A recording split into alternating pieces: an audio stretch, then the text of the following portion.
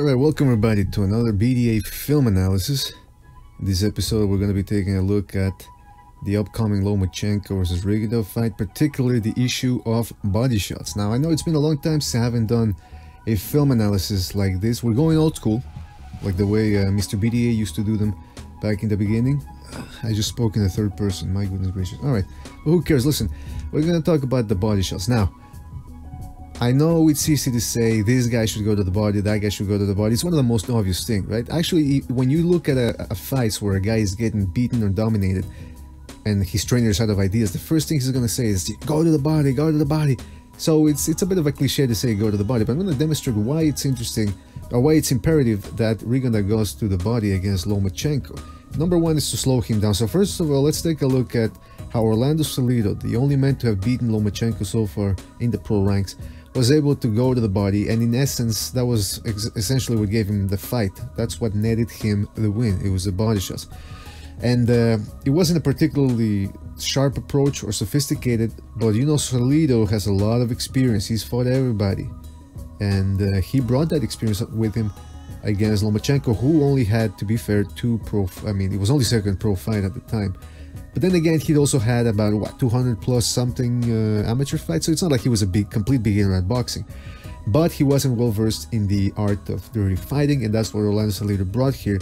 And you know, everybody talks about the body shots, the low blows, but there was also a lot of body shots. There were also a lot of body shots in there that really did some damage. So let's take a look at that without further ado. But I'll try to keep it short. So Salido here, you can see lunging in with right hand. See, he's leading with the right hand. This is only the first round. He's going downstairs like any well-versed Mexican should. He's starting to go to the body against a quicker opponent. And then here, see, oh, he wings the right hand to the head and then continues going to the body afterwards. And here, right here, second round, you can see he hurt Lomachenko with body shots. And there weren't low blows there. See that? There were borderline shots. And he doubled Lomachenko over. And Salido kept going to the body, leading or staying inside and throwing those body shots. Look how he wings those body shots, man. Really, I mean, he whips those shots. Right hands, right to the flank of the body. Uppercuts inside to another borderline blow there. Doubled Lomachenko over. See, let's see that in slow motion here. Look at this. Boom. And see what he did, Salido, there? Well, I can't show you the build-up, but he's in a southpaw position. Look at his feet. And that's what he'll do, and he did this often against Lomachenko as well. He'll barge in, and at the same time, he'll switch stances, so you don't know where he's going to start punching from. And those are hard shots, man. Those are hard shots. There he ends. He threw a combination, ended to the body right there. Sometimes he'll start to the body, or he'll end to the body. Boom, he mixes it up. So even a guy like Lomachenko doesn't know where the punches are coming from. There you see he starts throwing the left hooks. Forget the right hand. Now he's throwing, rewind that real quick. Before it was all right hands, like lead right hands to the body, lead right hands to the body. He also threw some upstairs. He mixed them up, and I'm not going to show you that right now. But see now, after the right hand, now the left hook is gone. And Lomachenko doesn't know what to do. He's blocking them well and taking them well. Actually, if you think about it, he took them pretty well because he ended the fight stronger than Salido. Salido threw a lot of punches though too, that's why he was tired. But credit to Lomachenko, he was able to take legitimate body shots and low blows and still ended up being stronger at the end. But the body shots also served a second purpose for Salido. Not only did he slow down or hurt Lomachenko in certain spots, but as you can see here, he froze Lomachenko. You didn't see Lomachenko look all that impressive or all that dazzling with his footwork as he did in other fights afterwards. Now some people, again, maybe it was because this Lomachenko, second pro fight. Okay, but he in his next fight and the next fight afterwards, which I think was against Russell, 2 fights later, I think it was against Russell, he looked dazzling. He looked like a machine, like the high-tech, like the Matrix. But against Salido, he couldn't do it. Why? The body shots. Look at this.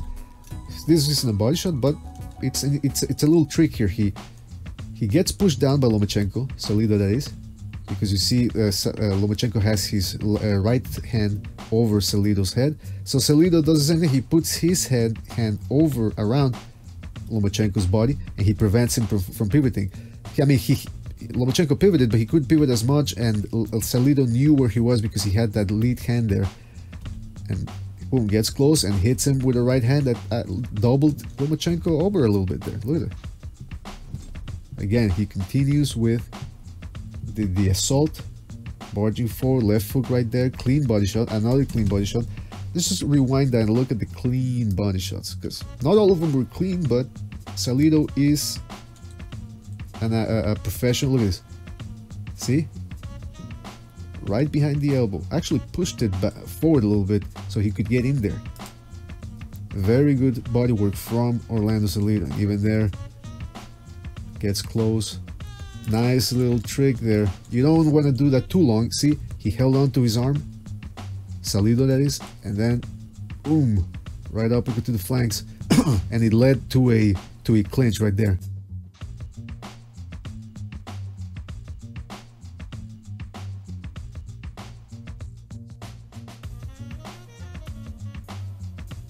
So you can see there, doing a lot of good work. Throwing left hooks. Some of them were blocked by Lomachenko, but you can see here, you can start to see a little pattern here, which is that as the fight progresses and as he's taking body shots, Lomachenko starts to clinch a little bit more. Look at this. Oh, beautiful body work, by the way. Look at this. He leads with a left hook. Lomachenko tries to get close, tries to snuff that workout, tries to smother it. He tries to smother it, but he takes a right. And then you can see him start clinching here a little bit. He tries to fire back, but he clinches. Here, tries to get close, he gets close, he clinches. Now, normally here he would be pivoting against other guys, but he's not in full control here. So he can't pivot at will. And here you see 12th round, Salido came out strong. And then afterwards, Lomachenko ended up dominating the 12th round, almost stopping Salido. He doubled him over with a body shot, gave him a taste of his own medicine. Perhaps he should have done that earlier. Could he have done that earlier? I don't know, but it just goes to show that the body shots did freeze Lomachenko. Salido froze Lomachenko with the body shots, didn't allow him to pivot or move the way he went. Now let's take a look how other guys have tried to go to the body against Lomachenko. Ooh, good. I mean, Sosa is a good... This is Jason Sosa, by the way. Sosa is a good body puncher. As you can see here, he's going with full blast to the body. Here he backs Lomachenko up. He just couldn't do that. Sosa could do that a whole lot because, well, Lomachenko beat the crap out of him. Showed him the angles, tapped him to the head, and then mixed in hard body shots and upstairs shots that really took Sosa out of his game. So it's not easy to do what Salido did, especially since Lomachenko has been getting better. He has been improving. Let's not take that away from him. Here you see Gary Russell Jr. going to the body. This is only from the last round, by the way. But he did try to go to the body with his fast hands earlier in the fight. Now here we see the guy that I thought was going to give Lomachenko a very tough fight, and he might maybe even beat him. And I thought he would be going to the body more, Walters, who by the way had a very good war against Sosa, exchanged a whole lot of body shots there. And here you can see the beginning he tried going to the body, uppercut, left hook. See, this is what I'm saying. If you know that Lomachenko is always going to be pivoting to his right side. He favors that side. So while he's doing it, or before he does it, whack him there. I know it sounds easy to do, but it just might slow him down. Again, see? He pivots and he catches a little left hook. Guys feel it, by the way. The only thing that it's just a little shot, you know, and Lomachenko probably does like 1,000 ab crunches a day. He's not gonna, you feel him, man. When you're wearing 8-ounce gloves in there, you feel him. Again, left hook, and there are hard left hooks. But again, Lomachenko took Walters out of his game, and Walters, he threw that body work out the window. Mariaga here trying to go, again, throwing some nice whipping shots to the body there against Lomachenko. And pivoted away. Here, left hook. Lomachenko didn't seem to mind that one. Now here, see, he took some body shots, and this was after the knockdown, after Lomachenko had dropped Mariaga. So Mariaga trying to go to the body, Lomachenko feeling comfortable or confident, saying, come on. Overhand right. Lomachenko rolls his hips a little bit there, and then, ooh. Mariaga feints as he's going to throw another overhand right. Pulls the right hand away from him as to say, I'm going to throw this. And then he goes to the body. Now, you can see that Lomachenko actually blocked it pretty well. Or actually, he was on his way to blocking. I don't know if he blocked it or not fully, but you can see that the blow, the force of the blow was enough to double him over a little bit. And I showed you how Salido was able to hurt, or at least wobble, Lomachenko a couple of times to the body, so it does pay dividends. Let's not make Lomachenko out to be a robot here, a cyborg that doesn't feel pain. We all know, we used to say that about Golovkin, how he could walk through anything. Well, he couldn't necessarily against Canelo and Jacobs. He was weary of the power. So you throw enough to the body and you do it well, you can't hurt a guy. Now let's take a look at Rigondeaux. I know Rigondeaux, listen, he's the farthest thing from Orlando Salido. He's a complete opposite. He's not gonna go in there and wing shots, but it would be in his advantage to go to the body and sometimes even go down there savagely with hooks. It's not really his game, but we're gonna look at some examples of Rigondeaux's body shots. He can go to the body and he does have underrated power, as I've shown before. So here,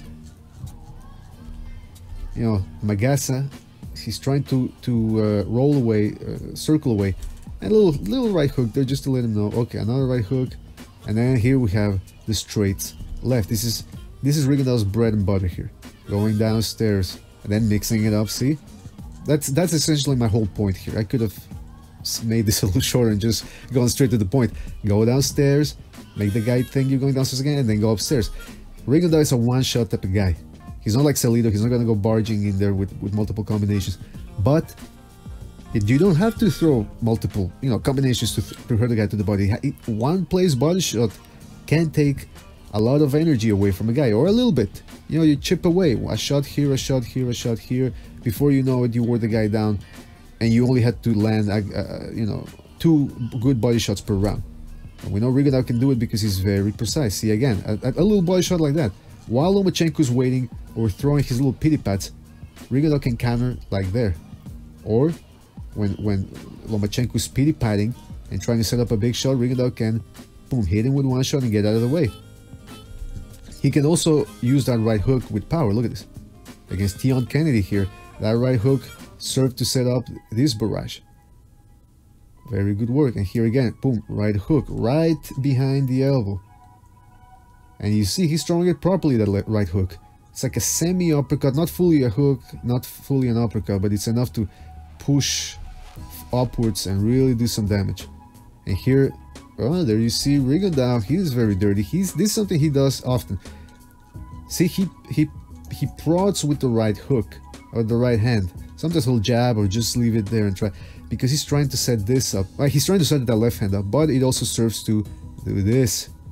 Hold the behind the head, control, and then he'll be dirty and do this. Now the referee warned him about it, but I've seen in other fights he's done it as well. Maybe I'll do a compilation about that.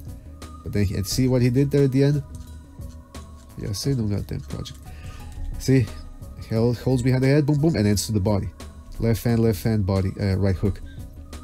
Here he counters a la Lucien Boutte. Counters with a left uppercut and then pivots away. Here he shoe shines a little bit, but they're hard shots there. See, because Marroquin in this fight, he was a hard opponent. And he was getting a little bit rambunctious, getting a little bit disrespectful. He was actually hitting Rigondeaux, which is a big no-no, because then you piss Rigondeaux off. And so Rigondeaux said, alright, you're gonna keep coming with that right hand?